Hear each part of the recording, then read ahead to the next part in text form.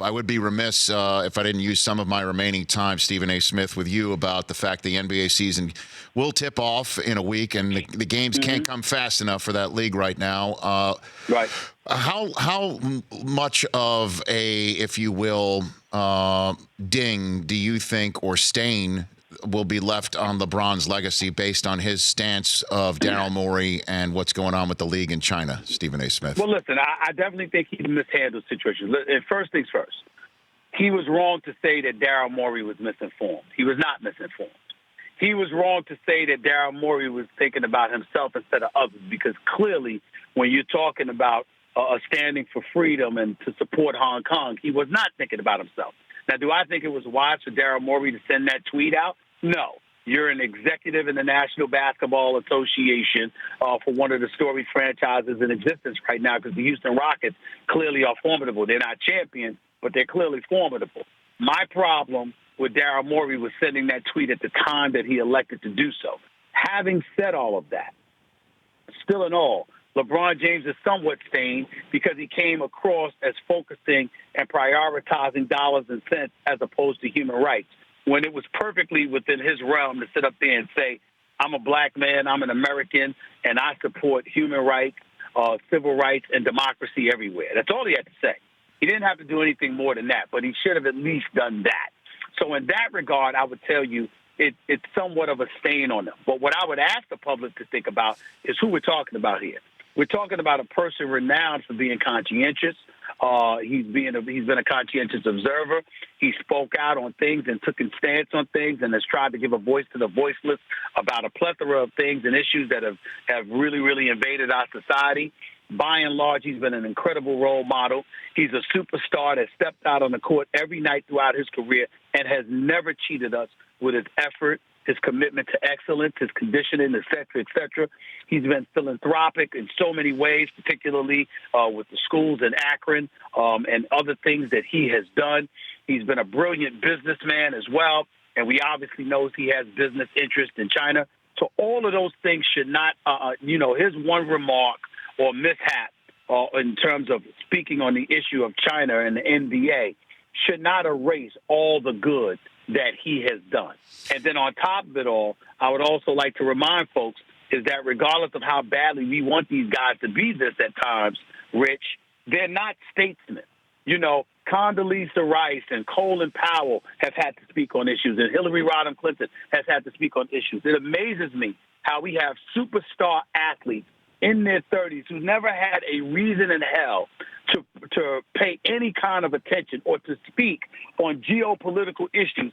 Suddenly, it's so important for us to hear from them. I think it's incredibly unfair to them, particularly when Daryl Morey is the one that gave the tweet, and we haven't heard a word from him since that time because he's obviously been silenced by the NBA and, in particular, Houston Rockets owner Tillman Fertitta.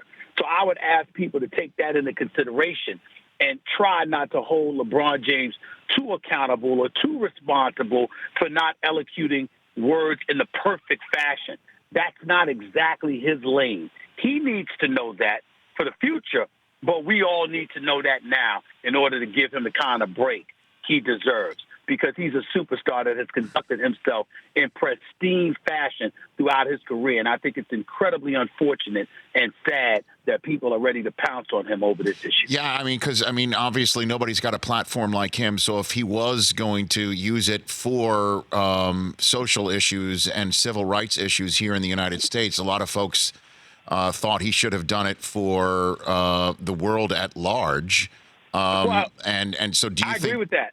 Right. And so I agree with that. And I understand it. But what I'm saying is that that's where he needs to learn. Because, again, regardless of what you feel, like, for example, when he has spoken out against President Trump and others, well, again, if you're willing to step out and take a stance on those issues, right, it's entirely right for people to want to hear from him on this. I'm simply talking about judging him for the imperfect manner in which he articulated himself. He's not a wordsmith, for example. He's accustomed to speaking on issues, and he usually does so in pristine fashion. this was one of those times that he did it. Right. I mean, and I was one eager to hear him say something on the subject and holding the Chinese government to account. I also know a lot of people in this town who told me that if he did that, the amount of money that he could have lost from Space Jam not being shown in that that world, in the tens of millions of dollars. Tens of millions of dollars, Stephen. I mean, it is a very nuanced subject and very difficult, to say the least. Well, listen, it's very difficult. I think that you would have handled it better. I would have handled it better. But this is what we do for a living.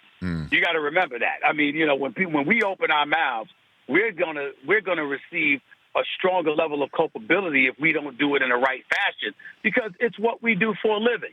That's not what he does for a living. He speaks on a plethora of issues, no doubt, but in the same breath, that's not what he does every day. And sometimes that level of imperfection is going to rear its ugly head, and it's going to show.